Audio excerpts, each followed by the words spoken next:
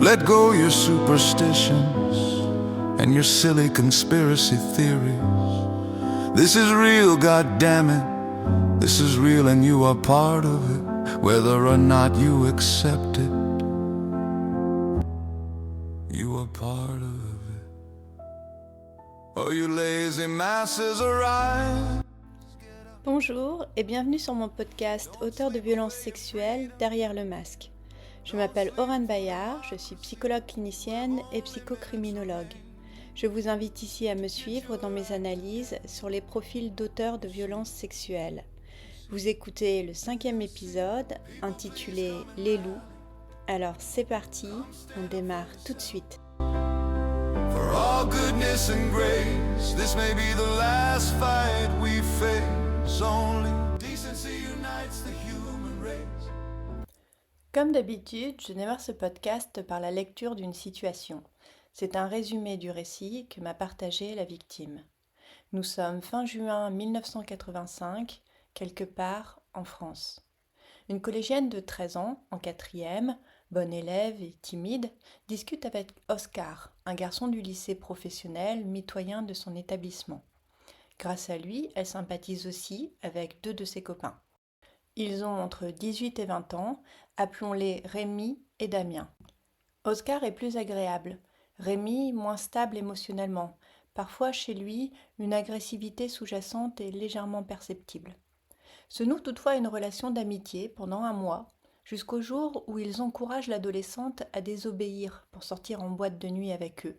Ils insistent même, puisqu'elle explique qu'elle aime aller danser. Elle accepte et ce jour-là, un vendredi, elle rentre du collège en compagnie d'Oscar. Sur le chemin, tout d'un coup, il entre dans un champ et y disparaît sans explication. L'adolescente l'attend, puis entre dans le champ pour le chercher. Oscar réapparaît soudain pour lui sauter dessus. Elle se débat, mais il la viole par la force, éjacule et se fâche contre elle en disant « C'est comme ça, il va falloir que tu t'y fasses ». La victime ne comprend pas ce brusque changement de comportement. Oscar dit à la victime qu'il compte sur elle pour venir en boîte de nuit ce soir-là.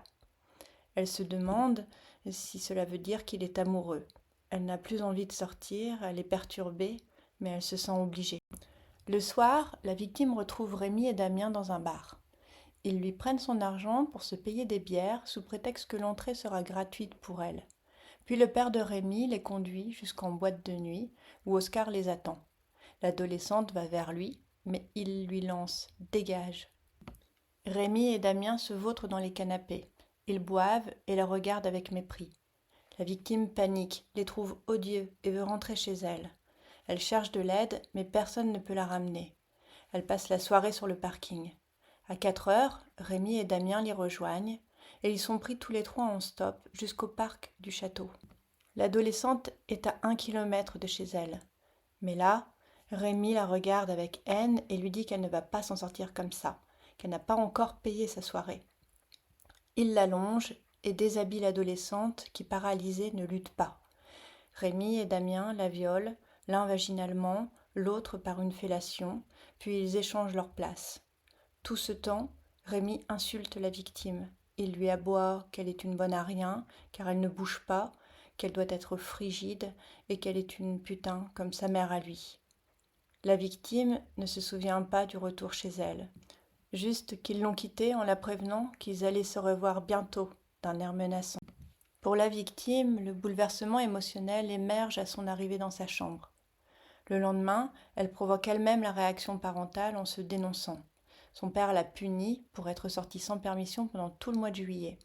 Sa mère trouve le pantalon déchiré avec des traces de sang et menace de la réaction du père pour maintenir le non-dit.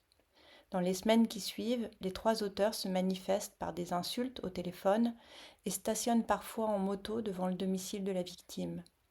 Un jour, elle est envoyée par son père pour répondre à l'attente de ses agresseurs qui la réclament. Pour obéir à son père, la victime rejoint ses agresseurs. Tous simulent une attitude amicale.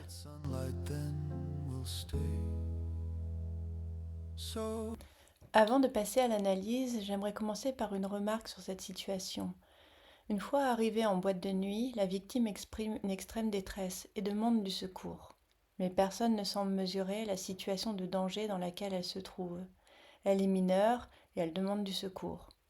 D'accord, en boîte de nuit, il y a beaucoup de jeunes, beaucoup d'insouciance, mais il y a aussi des adultes, des salariés, éventuellement le patron ou la patronne. Gageons qu'en 2026, ce type d'appel à l'aide ne puisse plus laisser indifférent. N'oubliez pas que les histoires que je vous raconte sont vraies. Alors n'hésitez pas à ouvrir l'œil et à tendre la main. The human race, only decency and love, nothing below and nothing above, just love. Nous allons commencer par l'analyse de la phase d'approche, c'est-à-dire relever les moyens employés par les auteurs pour entrer en contact avec la victime et pour la mettre en situation de vulnérabilité. D'abord, on observe une étape pour le repérage de la victime. À l'évidence, les auteurs recherchent une grande vulnérabilité, car sur ce point, rien que par son âge, l'adolescente est déjà vulnérable. Elle a 13 ans. Elle est encore innocente sur le plan des relations amoureuses et de la sexualité. Par ailleurs, elle est aussi vulnérable quant à l'écart d'âge entre elle et ses agresseurs, qui ont tous entre 18 et 20 ans. Ils sont majeurs, elle est mineure.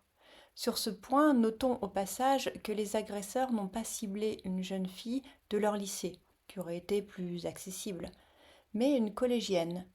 Le plus souvent, l'attrait sexuel se porte sur des personnes du même âge, qui sont dans les mêmes critères de maturité physiologique. Aussi, lorsque le choix de la victime sort de cette généralité, il faut questionner l'éventualité d'une fixation sexuelle déviante. Ici, on pourrait interroger un choix hébéphilique, c'est-à-dire un choix qui dépend d'un attrait sexuel spécifique pour les personnes pubertes, mais non majeures, comme l'est la victime. Sur cette hypothèse, puisqu'il s'agit d'un viol en bande, il faudrait qu'ils soient plus ou moins tous les trois sexuellement attirés par les adolescentes. Mais rien dans la narration de la victime n'évoque des signes d'un attrait puissant chez ses auteurs pour ses caractéristiques physiques de jeune adolescente. Aussi, j'aurais tendance à exclure cette hypothèse. Pour moi, ces auteurs ont ciblé une collégienne pour son innocence avant tout, donc pour se faciliter l'exercice de la manipulation, puis pour avoir un plus grand ascendant physique et psychologique lorsqu'il sera question de l'intimider afin d'éviter la dénonciation. Il peut encore exister une autre motivation pour ce choix, mais je vous l'expliquerai un peu plus tard. Dans la procédure en justice, cet écart d'âge mineur-majeur est une circonstance aggravante pour les auteurs. Et on voit bien dans ce cas pourquoi. L'écart d'âge vulnérabilise d'autant plus la victime. Une fois qu'elle est choisie, vient l'étape de la mise en confiance, de la séduction, parce qu'on peut aussi parler de séduction dans la naissance d'une amitié. Sur cet aspect, Oscar est le plus doué. Sans doute Rémi est-il trop impulsif, moins capable de simuler de la sympathie pour assurer sans louper cette première étape fondamentale, puisque c'est elle qui permet de conduire la victime jusqu'à un contexte isolé, le champ ou le parc du château. Damien, lui, apparaît déjà comme un suiveur. Il ne fait que profiter de ce que les autres rendent possible. Cette séquence où semble se nouer une relation d'amitié est importante dans l'analyse, car elle signe la préméditation des viols, sans aucun doute possible. Cela, car on ne passe pas de la gentillesse, d'un intérêt sincère pour l'autre, à des comportements d'une telle cruauté. Il fallait que la gentillesse soit feinte, comme le révèle l'insistance des auteurs qui se substituent à l'autorité parentale en encourageant la désobéissance. Et surtout parce que la cruauté n'arrive jamais par accident. La cruauté vient de violences intérieures, de rage et de rancœur tenaces, qui, dans un contexte spécifiquement organisé sont invitées à être déversées sur une cible. L'expression de la cruauté se contrôle. La personne décide de la libérer ou non. Elle a besoin d'une personne ou d'un animal pour se déchaîner. La cruauté, c'est plus que de la violence. Ainsi, réagir parfois d'une manière violente peut arriver chez quelqu'un d'ordinaire qui est épuisé, qui se sent poussé à bout. Mais la cruauté, ce déchaînement de violence sur une personne, c'est autre chose. Une chose qui n'est pas compatible avec une réelle gentillesse au départ. La personne qui peut être cruelle souffre nécessairement d'un trouble de l'affectivité. C'est une personne sans empathie, sans sentiment pour les autres. Par ailleurs, on observe bien dans l'après que l'adolescente a été pour eux une cible, puisqu'après l'avoir attaquée, ils ne reviennent pas à une pseudo-relation d'amitié, ils l'accablent. Mais nous y reviendrons. Pour l'heure, dans cette étape de la mise en situation qui permettra l'attaque, Oscar utilise la ruse pour entraîner la victime dans un endroit isolé des regards. Il faut dire que nous sommes en plein après-midi, sur le bord d'une route, ce qui signe un certain niveau d'arrogance. Pour Rémi et Damien, après cet épisode d'amitié feinte, la mise en situation qui doit faciliter le passage à l'acte démarre au rendez-vous du vendredi soir, avant de partir en boîte. Le moyen employé est peu fréquent. Il s'agit de la maltraitance par le mépris et le rejet. Il tape fort dès le départ, sans transition, sans évolution progressive. Évidemment, on n'attire pas les mouches avec du vinaigre, mais ici, la victime a déjà été attirée. La maltraitance a d'autres desseins. Son premier objectif vise la victime. En la déstabilisant, cette technique referme le couvercle par-dessus le piège pour mieux la retenir. Et le second objectif de la maltraitance participe à maintenir l'équilibre psychologique des auteurs. Car en déchaînant autant d'attitudes et de discours destructeurs, ils se soulagent des effets de la violence qui les habite. Une violence qu'ils ont sans doute eux-mêmes encaissée dans leurs jeunes années et dont ils se soulagent en la rejetant à leur tour sur la victime. Peut-être ont-ils été témoins de violences dans leur environnement familial ou scolaire, ou peut-être ont-ils eux-mêmes subi cette violence. Observons plutôt. La soirée démarre à peine et déjà l'attitude de Rémi et Damien s'apparente à de la toute-puissance. Lorsqu'ils prennent possession de l'argent de la victime sans lui en faire la demande et sous un prétexte fallacieux. Quand bien même l'entrée en boîte serait gratuite pour les filles, c'est à la victime de décider comment elle souhaite dépenser son argent. Ce comportement n'est pas compatible avec une relation amicale respectueuse. La victime est immédiatement placée en situation de soumission. Évidemment, ce changement brutal de considération pour l'adolescente a pour effet de la plonger dans la confusion et lui faire perdre ses repères, ses moyens. C'est une technique de déstabilisation de la victime.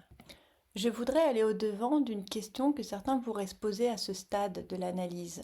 Mais pourquoi la victime a-t-elle rejoint ces trois auteurs après ce qui s'était produit sur le retour du collège ?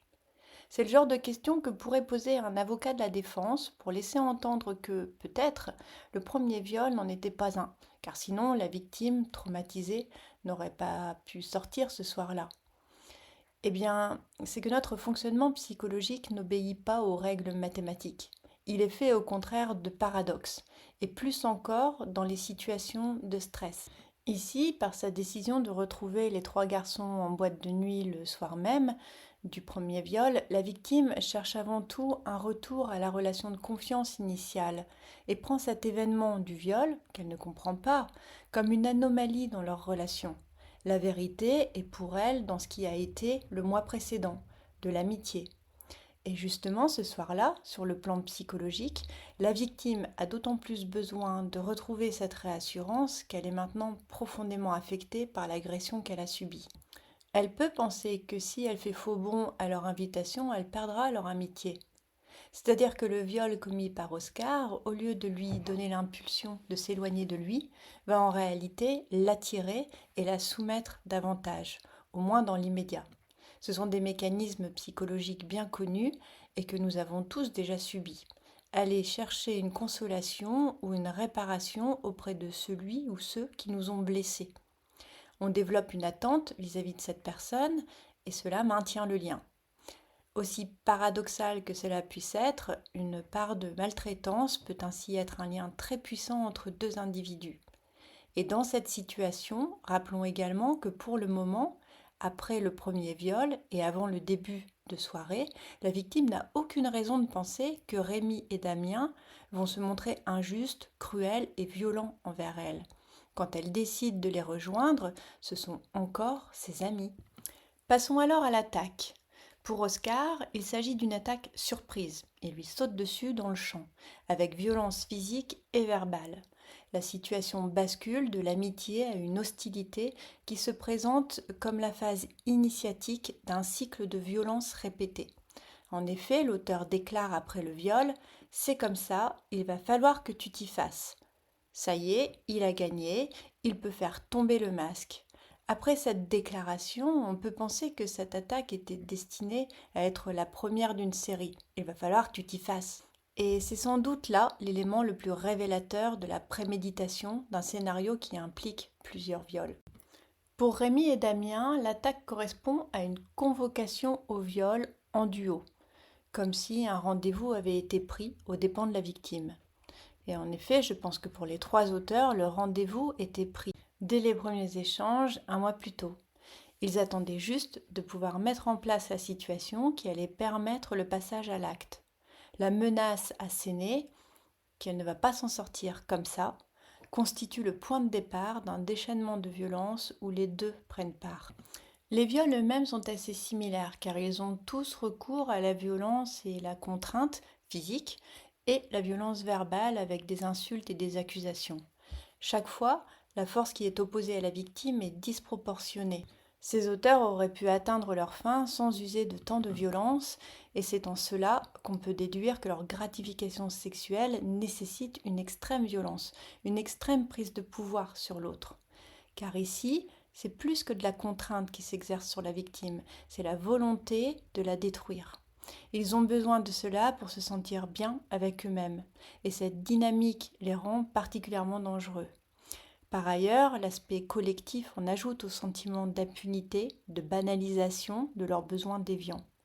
À noter également que Rémi et Damien ont violé à deux, non pas l'un après l'autre, mais ensemble. La différence avec le viol d'Oscar, c'est d'en ajouter aux aspects destructeurs pour la victime. On peut même parler de cruauté. Il y a plus d'éprouvés de violence pour tous et une sorte d'expérience gémellaire pour les auteurs, Rémi et Damien, qui fusionnent dans le crime.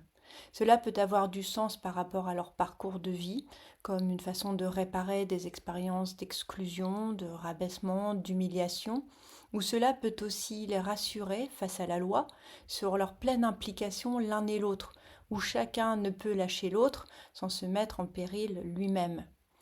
Ces deux-là agissent donc ensemble, mais on remarque que Damien semble plus se caler sur les initiatives de Rémi, qui est celui qui parle, et à ce titre, il apparaît davantage dans un rôle de suiveur. Il faut dire que le niveau de haine perceptible en Rémi peut aussi impacter son co-auteur et de fait le placer en position d'infériorité dans leur relation. Autre élément important à relever, les passages à l'acte ce soir-là étaient destinés à n'être qu'un one-shot. C'est-à-dire qu'à mon avis, les auteurs n'ont jamais envisagé de reprendre une attitude amicale ou aidante auprès de la jeune fille pour en faire une victime récurrente. Évidemment, étant donné le niveau de violence nécessaire dans le passage à l'acte, il était peu envisageable, même dans leur esprit tordu, de pouvoir encore amadouer la victime après coup. Mais cela arrive quand même parfois. Ici, pour chacun des trois auteurs, tout se joue sur un passage à l'acte, peut-être d'autant plus légitimement violent pour eux qu'il a nécessité un mois d'anticipation, de préparation, un mois à prendre sur soi pour se faire passer pour quelqu'un de sympa, malgré leurs pulsions haineuses. Nous avons commencé à l'évoquer, mais au-delà des singularités de chacun, il est temps d'explorer plus précisément la dynamique du groupe. Le viol participe à définir les relations entre les trois auteurs, car dans cette histoire, il existe bien un collectif. Nous le savons, car à l'évidence, ils se sont mis d'accord avant. Les éléments qui plaident dans ce sens sont, premièrement, le fait qu'Oscar rejette définitivement la victime à son arrivée en boîte, alors qu'il a lui-même insisté, quelques heures plus tôt, pour qu'elle ne leur fasse pas faux bond, et alors que, deuxièmement, lui ne la violera plus. Il n'avait donc pas d'intérêt personnel vis-à-vis de la victime à insister pour qu'elle vienne. Et si l'intérêt n'était pas pour lui-même, certainement pas non plus pour la victime, c'est qu'il était pour les deux autres. Ils forment donc un collectif, une bande dans l'organisation des viols ce jour-là. Mais qu'en est-il de cette organisation ? On peut imaginer qu'Oscar n'était pas censé passer le premier, agir en solo, avant cette soirée, et que le faisant, il prenait le risque de perdre la victime pour les deux autres auteurs. Oscar aurait alors insisté auprès de l'adolescente pour se couvrir lui-même, afin d'éviter de se faire rabrouer par les deux autres, qui à cause de lui auraient manqué une occasion. Autre scénario possible, Ils n'ont pas eu besoin d'en parler avant, car la situation était l'exacte répétition d'une précédente expérience, auquel cas les trois loups n'avaient plus besoin de se mettre d'accord. Ils répétaient juste des enchaînements d'une situation déjà vécue. Après tout, peu importe l'hypothèse, qu'Oscar ait désobéi au script prévu ou pas, les trois auteurs s'étaient mis d'accord pour tous s'en prendre à la victime. Observons maintenant la position de chacun dans la dynamique du groupe. On peut identifier en premier lieu un violeur leader, Oscar. Il est le plus habile séducteur, donc sans doute le personnage le plus clivé, celui qui dissimule le mieux sa vraie nature, sa violence intérieure, le fameux Dr Jekyll et Mr Hyde. Il initie le lien et met en confiance la victime. Il est d'ailleurs son interlocuteur préféré. C'est lui qui repère la victime et crée le premier lien avec elle, et c'est encore lui qui passe à l'acte le premier. Il se distingue aussi en agressant seul, puis en bon copain sur qui on peut compter, qui motive la victime pour servir les intérêts de ses amis. Ce sont là les caractéristiques du dominant dans un groupe d'auteurs. Il est intelligent, calculateur. Mais comme je l'évoquais juste avant, il existe une autre hypothèse où les auteurs auraient pu prévoir un viol collectif à trois pour ce soir-là, sur le retour de boîte. Dans ce cas, Oscar aurait doublé ses acolytes en violant la victime dès le retour du collège. Il prenait le risque de faire fuir la victime et donc de mettre en échec le plan pour Rémi et Damien. C'est donc qu'il avait, lui, quelque chose à gagner dans ce passage à l'acte anticipé. Me vient sur cette question une hypothèse qui nous renvoie à la phase du repérage.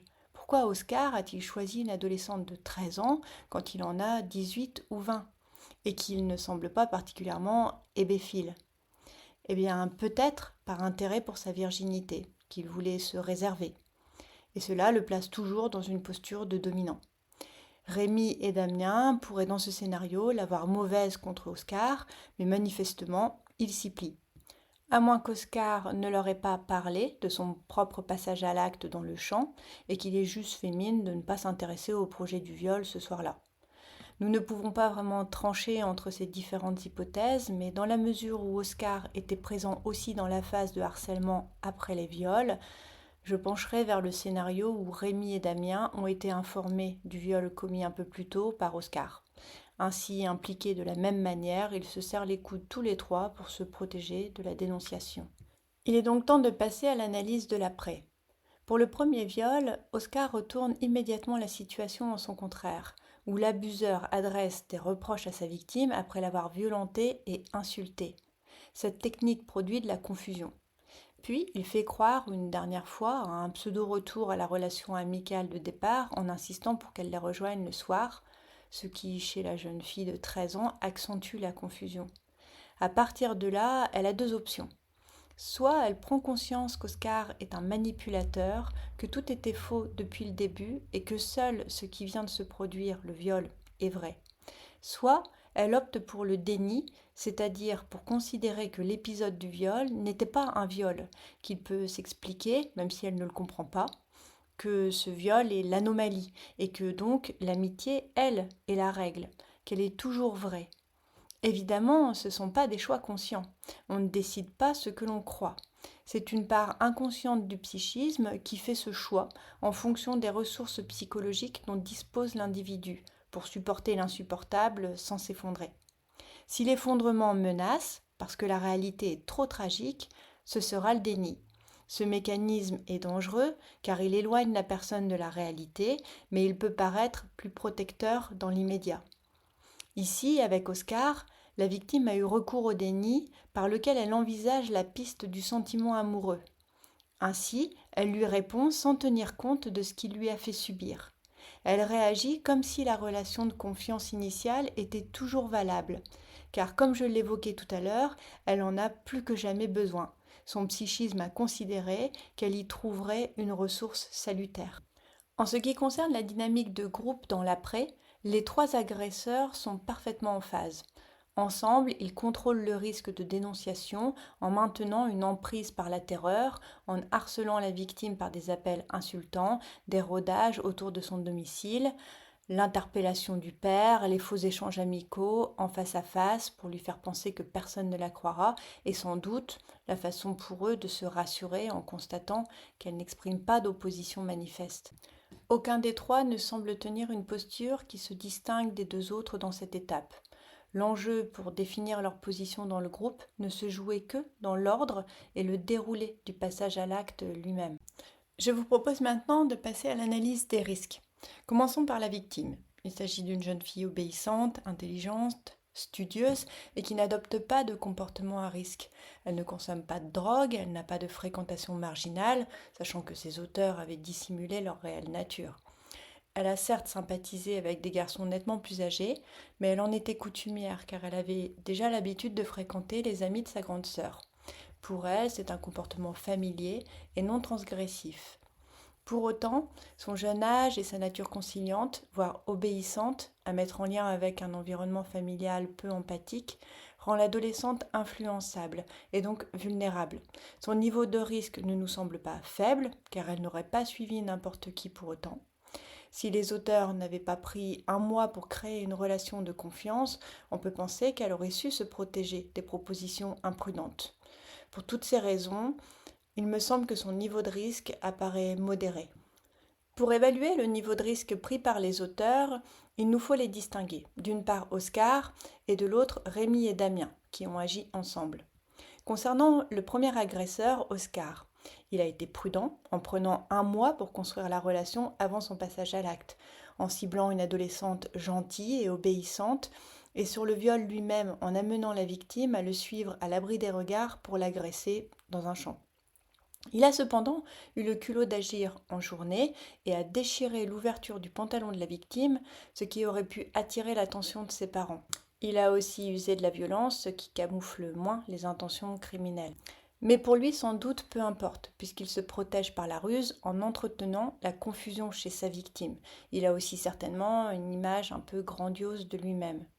Oscar se protège encore de la dénonciation par le harcèlement après les faits et va même jusqu'à séduire le père en se montrant et en réclamant avoir la victime, ce qui dénote un certain niveau d'arrogance.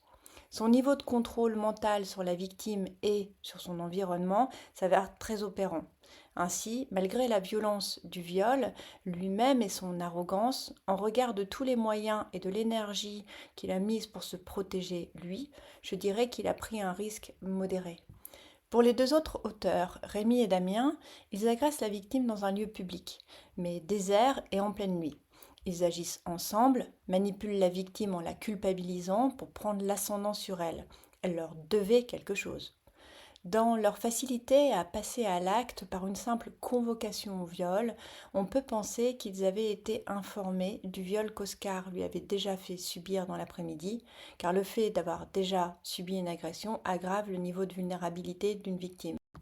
En effet, ses défenses sont immédiatement paralysées par la dissociation et sa capacité à se sentir victime dans l'après-coup est affaiblie par les effets dissociatifs de répétition. Je considère pour ma part que leur prise de risque sur le fait d'être surpris et dénoncé se situe quelque part entre faible et modéré. En ce qui concerne le risque de récidive, commençons par Oscar. Il agit seul et a certainement construit et nourri la relation avec la victime dans le but d'avoir un jour l'opportunité d'abuser d'elle. En effet, son comportement, en tout ou rien, et l'absence de cohérence entre ses comportements et son discours ne sont pas compatibles avec la présence de sentiments amoureux ou amicaux, ça on l'a déjà vu. L'évolution comportementale d'Oscar dans sa relation à la victime est inquiétante, car le mépris qui succède à l'agression sous-tend une préméditation. On décèle alors une longue première étape de préparation avant le passage à l'acte, auquel succède une étape d'intimidation. La capacité d'Oscar à choisir une proie vulnérable, à l'agresser seul avant de faciliter le passage à l'acte de ses amis, participe par ailleurs à sa position de leader. Une autre motivation possible du passage à l'acte. Son risque de récidive me paraît élevé.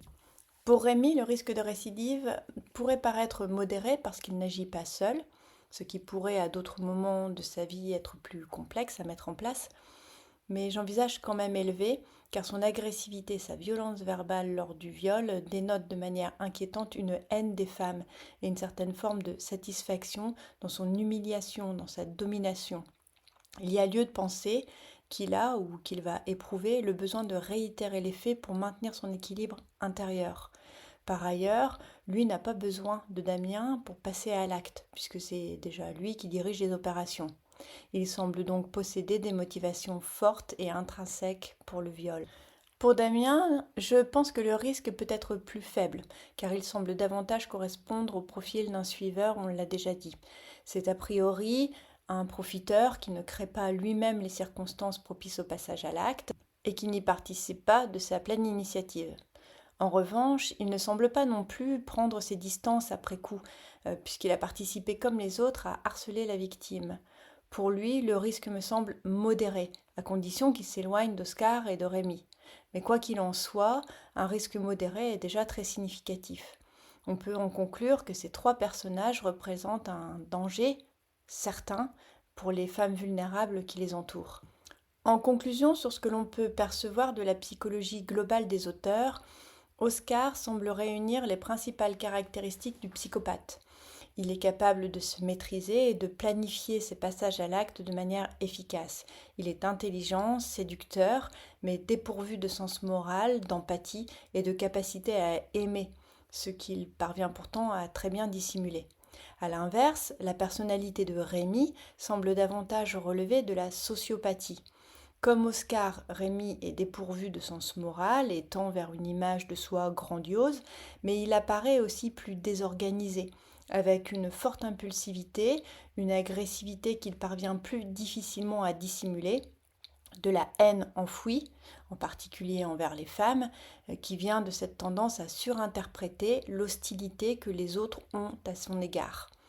J'irai peut-être plus loin sur l'explication des différences entre psychopathie et sociopathie une autre fois, mais pour aujourd'hui, retenez juste que ces deux auteurs semblent atteints d'un trouble de la personnalité qui appartient à la même catégorie. Ce sont les troubles de la personnalité antisociale. Pour autant, ils savent très bien faire la différence entre le bien et le mal et sont pleinement responsables de leurs actes. Enfin, je ne peux pas me prononcer pour Damien, qui ne se distingue pas dans le déroulé du récit, sauf à dire qu'il apparaît comme un suiveur. Dans cette position, il est utile aux deux autres, puisqu'il valide leurs agissements pourtant gravement transgressifs, tandis que lui profite de ce que les deux autres mettent en place pour apaiser son probable complexe d'infériorité, en prenant lui aussi le dessus sur la victime.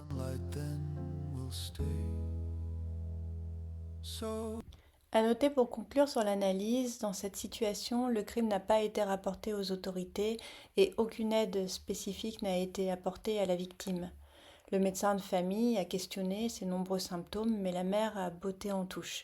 Il ne fallait pas que cela se sache. Pourtant, de nombreux symptômes de stress post-traumatique sont visibles au moment des faits.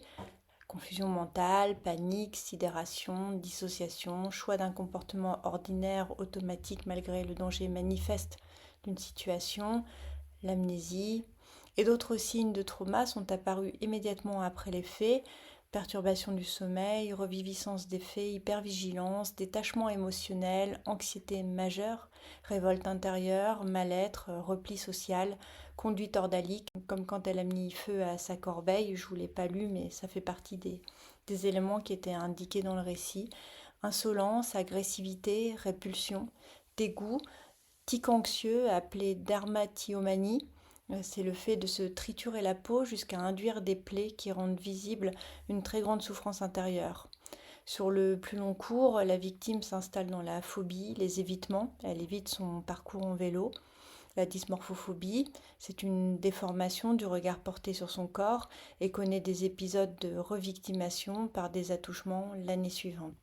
Si vous avez peur vous-même de parler de votre expérience d'abus ou de porter plainte, plutôt que de rester bloqué, vous pouvez commencer par enregistrer de manière anonyme un formulaire sur le site coabuse.fr. Il s'agit d'une plateforme tenue par un bénévole, Franck Fabre, qui permet aux victimes d'un même auteur de se retrouver entre elles, sans aucun engagement vis-à-vis de qui que ce soit, ni de quoi que ce soit. Cela peut être un premier pas pour sortir de l'enfermement. Don't sleep through democracy. You have only minutes remaining to get your act together. You see, do you see? People, please come and rally. Come stand up for yourself. For all goodness and grace, this may be the last fight we face. Only decency unites the human race. Only decency and love. Nothing below and nothing above, just love. Passons maintenant à la notion de psychocriminologie pour cet épisode.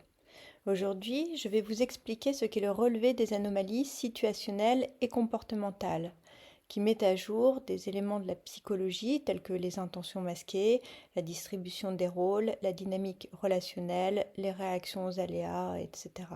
Vous ne retrouverez pas cette notion dans la littérature scientifique car il s'agit de ma propre méthodologie.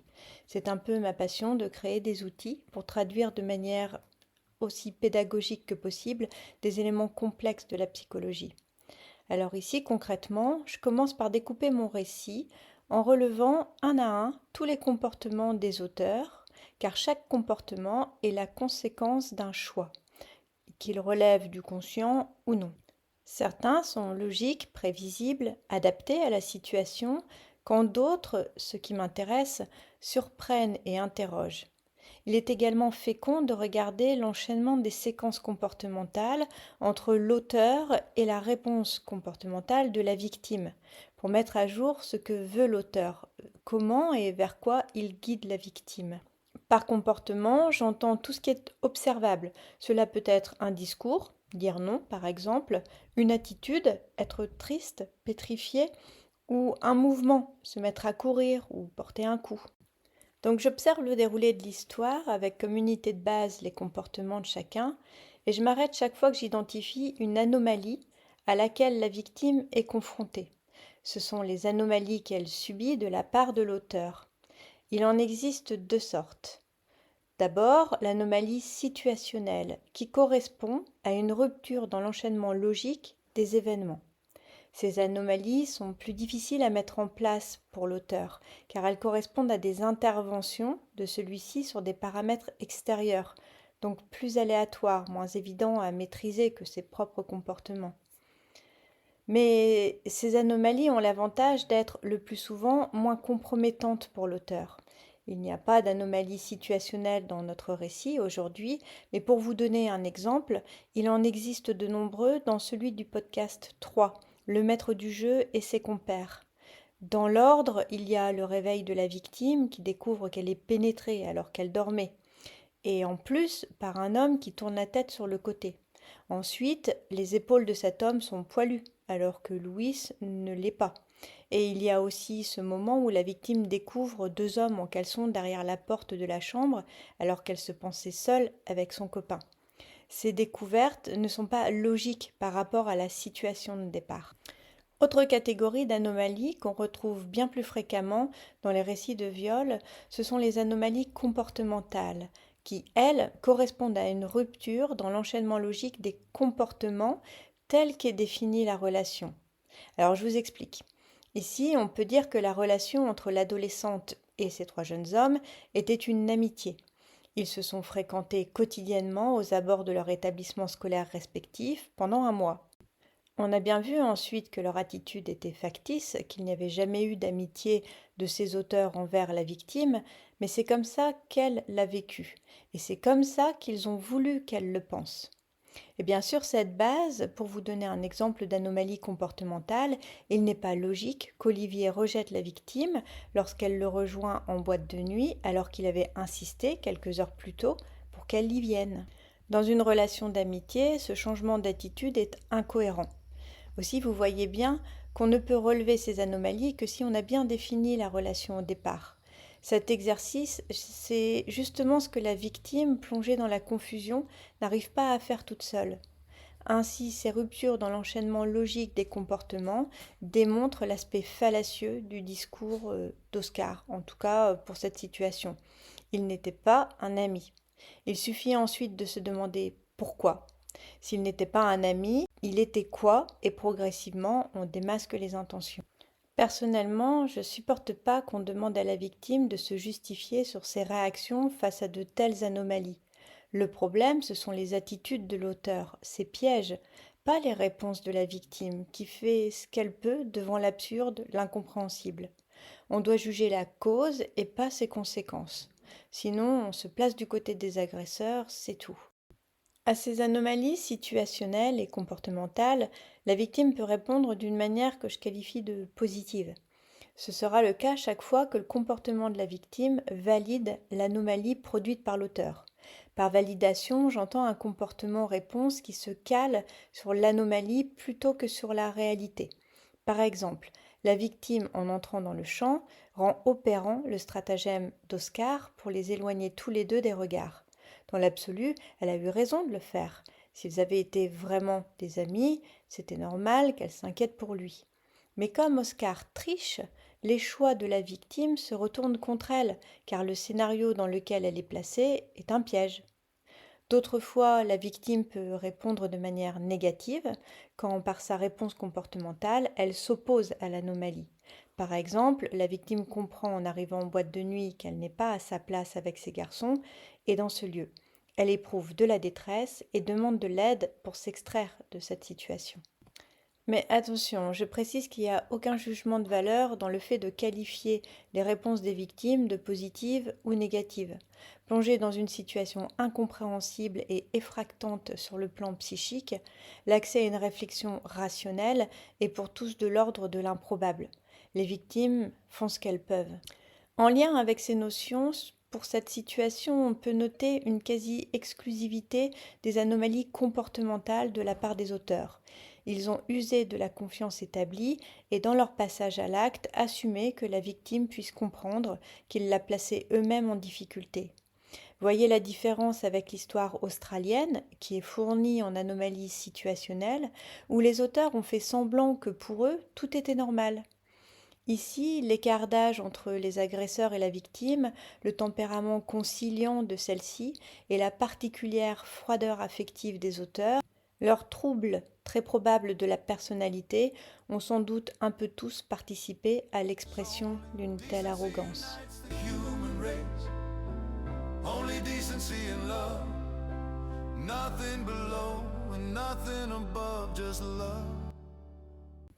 Pour clore ce podcast, qui j'espère ne vous aura pas paru trop long, je vais répondre à une question qui m'a été posée.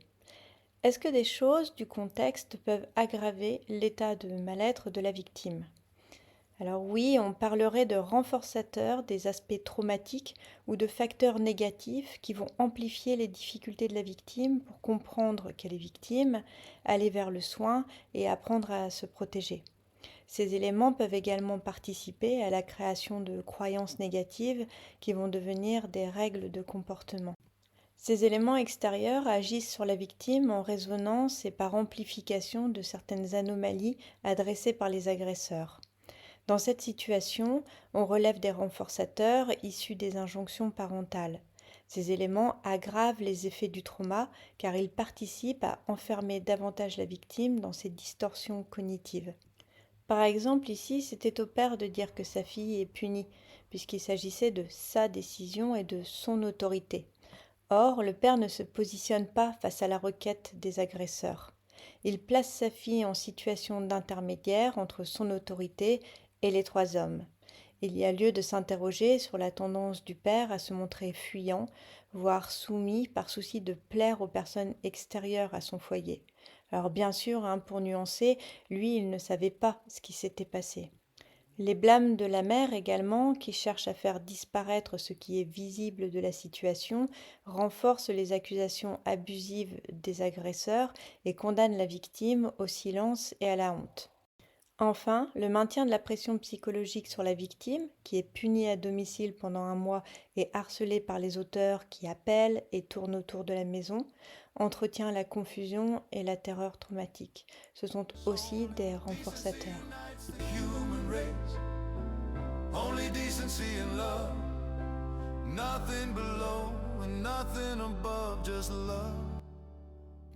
Pour un prochain podcast, n'hésitez pas à m'interroger sur un point précis, à me faire vos commentaires ou à me partager vos récits.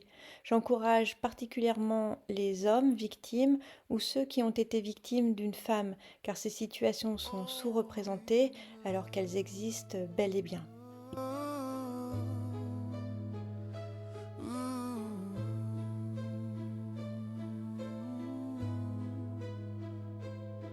No savior from on high will deliver us from evil. Put no Voilà, on arrive au terme de ce 5e podcast, auteur de violences sexuelles derrière le masque.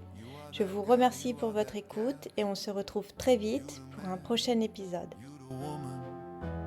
Go for it, stand up. Do not tolerate the tyrant. The dictator is weak always, but tries to show he is strong. Laugh in his face, laugh until he melts into his river of hate, and will strike while the iron is hot.